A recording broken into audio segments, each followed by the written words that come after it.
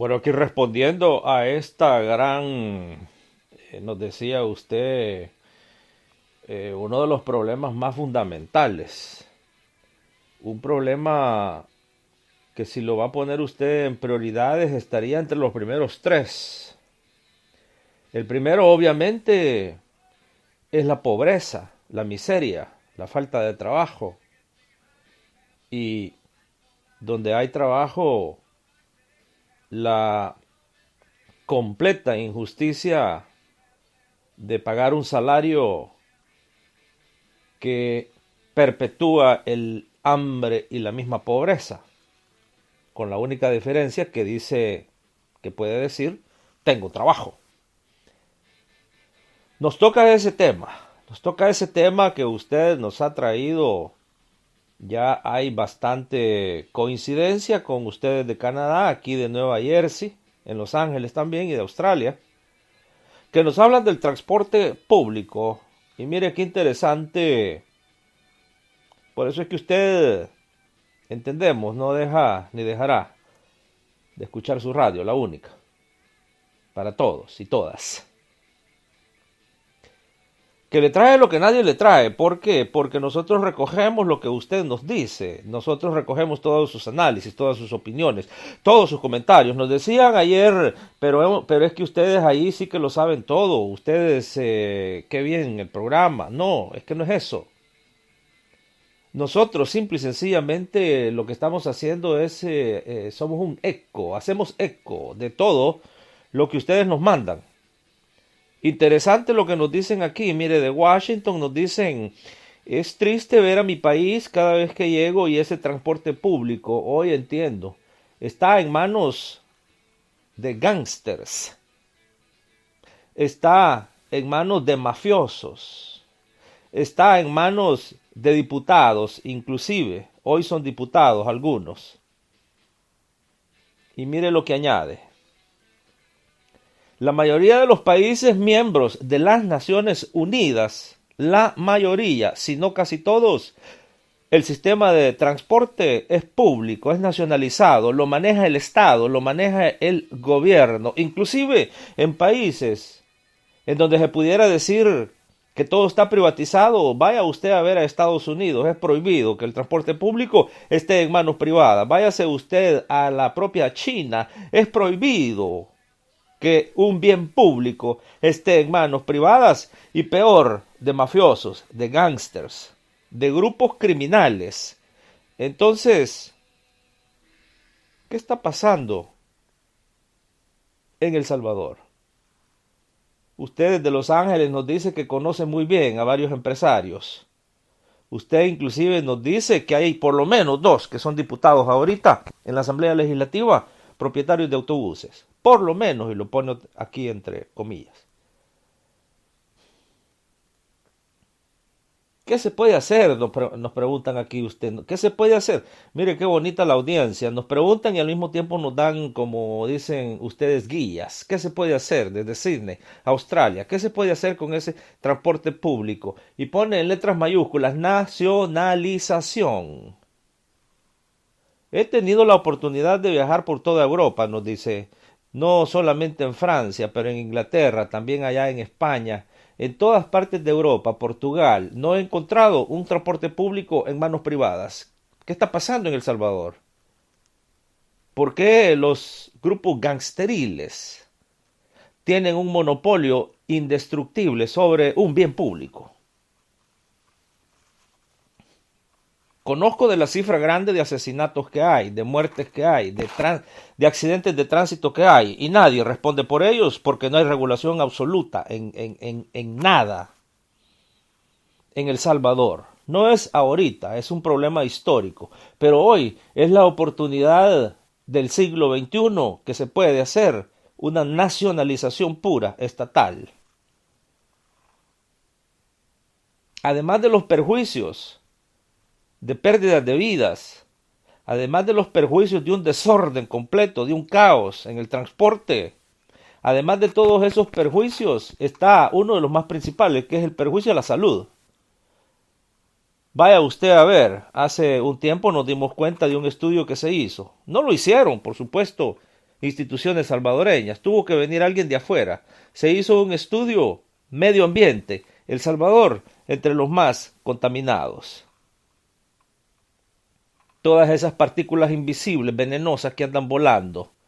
Usted sabe que El Salvador tiene uno de los problemas más grandes de neumonía, de problemas del aparato respiratorio, de gente que se muere. Hoy, la cortina se murió de COVID. Pero hay miles ya de muertos. No todos son de COVID. Entendemos que hay un número elevadísimo que se muere como resultado de estos daños irreparables al medio ambiente. El transporte público, por eso nos decía usted aquí desde Ottawa, y lo consideramos bastante importante que usted utilice ese término. Terroristas económicos, terroristas medioambientales, terroristas políticos, porque terrorismo es el uso del poder. Terrorismo es el uso del poder, especialmente para objetivos y para fines no comunes, ni colectivos, ni sociales, sino que individuales o grupistas. En este sentido, esto del Salvador es gravísimo. Es grave porque el transporte público está en manos de maras gangsteriles. Que por cierto, nos dice usted que conoce a varios empresarios. Óigame, estos empresarios viven mucho mejor que cualquier millonario que yo he conocido aquí mismo en Alemania, en Francia, en Portugal, en cualquier país de Europa. Estos millonarios viven como reyes. Tienen su pequeño reinado allí donde ellos viven. Y si no, pregúntele al mismo pueblo. El pueblo lo sabe muy bien. ¿Qué hacer? ¿Qué hacer en esta coyuntura? ¿Qué hacer en esta coyuntura que va a durar más? Va a durar más, nos dice usted. ¿Y cómo hacemos?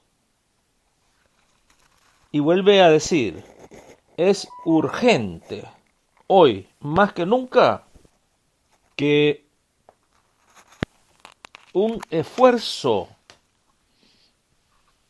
sobre la nacionalización empiece, una campaña a nivel nacional empiece y empiece ya. Sabe usted, nos dice de Frankfurt, que ya tiene 25 años de vivir, dice, en Alemania, y todos los años va a El Salvador. Y es altamente triste lo que nos dice. Dice que relativamente hablando, el transporte público, entre comillas, en El Salvador está más caro que en Europa.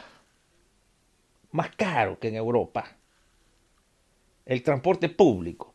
Y esa es una gran ironía. No se le debe de llamar transporte público porque no es un transporte público. Es un transporte que está en manos de un grupo gangsteril, de maras, de gangas, poderosísimas, millonarias hoy, multimillonarias. Y usted lo pone acá entre signos de exclamación. ¿Y sabían ustedes que sobre las ganancias que a ellos les quedan, sabían ustedes que estos grupos gangsteriles todavía son subsidiados por el gobierno? Y pone varios signos de interrogación al final. Subsidio del gobierno a grupos terroristas y criminales gangsteriles que están destruyendo el medio ambiente de El Salvador. Dicen que son intocables.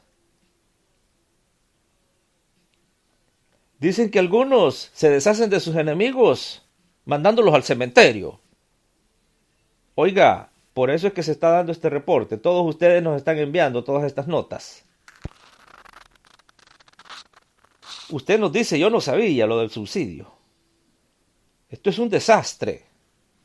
¿Cómo se puede permitir los impuestos del pueblo salvadoreño, que no tiene ni escuelas, se los están dando a los gangsteriles, quienes los convierten en humo para seguir contaminando los pulmones de los salvadoreños y decir que se están muriendo de COVID? ¿Qué es lo que está pasando en este país? Diría Eduardo Galeano, aquí todo está cabeza abajo. Pero le dirían también los revisionistas, no es que todo esté cabeza abajo, está cabeza abajo todo lo que va a beneficiar al pueblo salvadoreño, pero lo que beneficia a estas maras, a estos grupos gangsteriles, a estos grupos criminales, a estos terroristas económicos, eso no está cabeza abajo. Ellos están teniendo ganancias millonarias, como la tienen los que privatizaron la banca, como la que tienen los que se están robando las pensiones de los trabajadores, como las que tienen los que están evadiendo y eludiendo impuestos todos los años. Por eso es que el país es el más endeudado hoy de toda América Latina. Queda endeudado a casi un 100% este país. ¿Por qué? Porque se rehúsa a crear una ley de impuestos, a una ley fiscal, como le llaman muchos, justa y equitativa, en donde debe de pagar más el que tiene más y que pague menos el que tiene menos. Por eso dice, país cabeza abajo.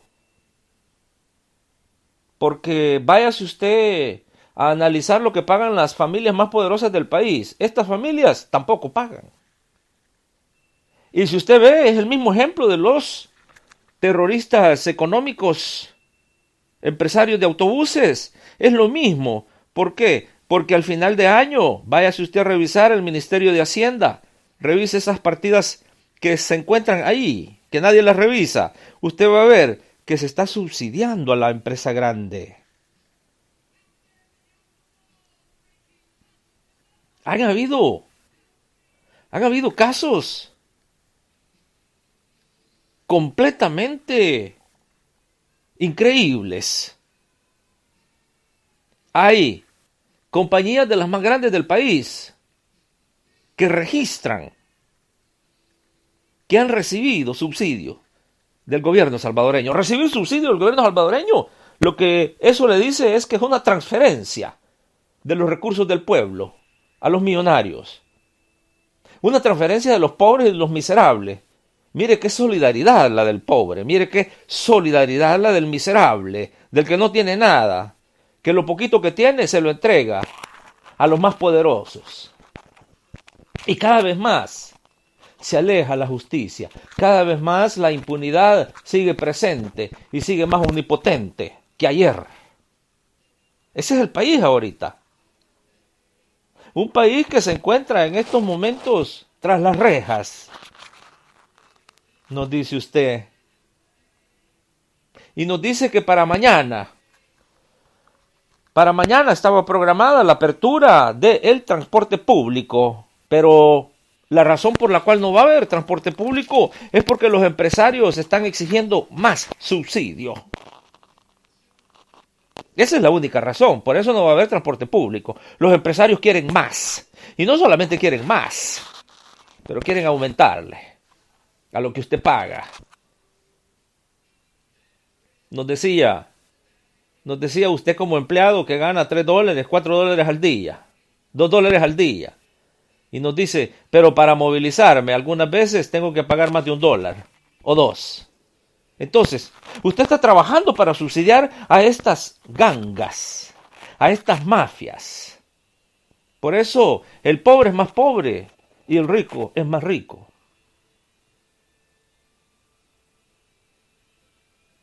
¿Y qué hay de los políticos? Dice usted. ¿Qué hay de los políticos? Los políticos es un producto, es una mercancía de compra, venta. Hoy está viendo usted cómo este nuevo partido político llamado Nuevas Ideas, recién hemos recibido, y eso vamos a tener programas especiales al respecto, del gran fraude electoral que hicieron hace menos de 24 horas, ayer, domingo. En sus elecciones internas nos informan que es raro el líder de Nuevas Ideas del pueblo, que venía del pueblo, que haya salido elegido. Hoy hay sorpresas, dicen. De repente aparecen caras que nosotros no conocíamos. Y en otras, lo que fue es que miembros del partido de la extrema derecha, Alianza Republicana Nacionalista, se quitaron la camisa de su partido y se pusieron la de las Nuevas Ideas. Eso es lo que va a pasar. Todo cambiará, pero nada cambia. Así decía uno de esos letrados que se dedican a observar con cuidado las palabras. Entonces, sí, aparentemente todo va a cambiar, porque ahora ya no están los dos partidos políticos que sostenían lo que se llamaba un bipartidismo. Hoy llega alguien nuevo, hoy llega un grupo nuevo. Pero las apariencias todo cambiará. En la realidad, seguirán los grupos de poder mafiosos, seguirán las gangas, seguirán los, decía usted, utilizando una palabra importante desde allá, de Maryland, mercenarios económicos. Mercenarios económicos que están solamente para el enriquecimiento propio, pero no por el trabajo de ellos, sino que por el trabajo del pueblo. El transporte público ya debe de cesar como tal. El transporte público debe de nacionalizarse hoy por completo. Una nacionalización en donde el Estado sea el propietario, el administrador. Un transporte público porque es bien público. Vea usted lo que ha pasado con esta pandemia a nivel latinoamericano. Vea usted los países más destrozados. Son los países en donde no había salud pública. Se le llama salud pública, pero está en manos privadas. Por eso son miles y miles de latinoamericanos que han perdido esta batalla. ¿Por qué? Porque no hay protección pública, no hay salud pública. Pero al mismo tiempo, en los presupuestos hay millones. Hay millones que dicen que van para esta cantera, para este sector. Pero lo que van es a seguir alimentando una privatización voraz, una privatización criminal, una privatización que cualquier gripe que venga va a causar miles de muertos. ¿Por qué? Porque nos dicen que una aspirina es un artículo de lujo en los hospitales públicos, en la mayoría de los hospitales de América Latina. La educación, de igual manera, educación pública. No hay educación pública en América Latina. Somos uno de los subcontinentes más atrasados de todo el mundo. Inclusive hay países ya en África que sobrepasan a América Latina en salud, en educación. Vea usted y vaya a visitar países, vaya usted a Nigeria, vaya usted a Sudáfrica, váyase a Egipto, váyase a la misma Libia, váyase a varios países. Libia, antes de la invasión de los gringos y la destrucción, era el número 1 en salud pública. Todos los ciudadanos tenían derecho a la salud pública y existía la salud pública. Váyase usted a Siria. Es uno de los países en esa área más democratizados. La mujer representa poder en ese país. La mujer está representada en todas las esferas del gobierno. Pregúnteles si el transporte público es privado, si está en manos privadas. Le van a responder que esa sería la locura más grande. La locura más grande es entregarle los bienes públicos a individuos, porque los individuos obviamente buscan la satisfacción personal, la maximización de las riquezas individuales, a costa de las pobrezas colectivas.